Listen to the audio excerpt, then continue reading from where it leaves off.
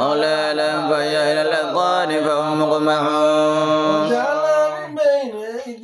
سدا ومن خلفهم سدا فأغشيناهم فهم لا يبصرون سواء عليهم أنذرتهم لم تنذرهم لا يؤمنون إنما تنذر من اتبع الذكر وخشي الرحمن بالغيب فبشره بمغفرة وأجر كريم إنا نحن نحيي الموتى ونكتب ما قدموا وآثارهم وكل شيء أحصيناه في إمام مبين أصحاب القرية إذ جاء المرسلون أرسلنا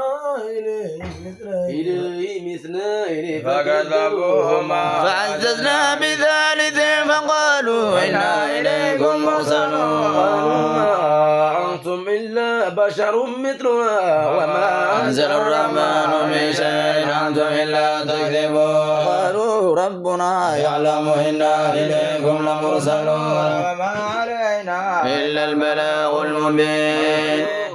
إنا تطيرنا بكم لئن لم تنتهوا لنرجمنكم وليمسنكم منا عذاب أليم قالوا ضائركم معكم إن ذكرتم بل أنتم قوم مسرفون وجاء من أقصى المدينة رجل يسعى قال يا قوم اتبعوا المرسلين اتبعوا من لا يسألكم أجرا وهم مهتدون وما لي لا أعبد الذي فطرني وإليه ترجعون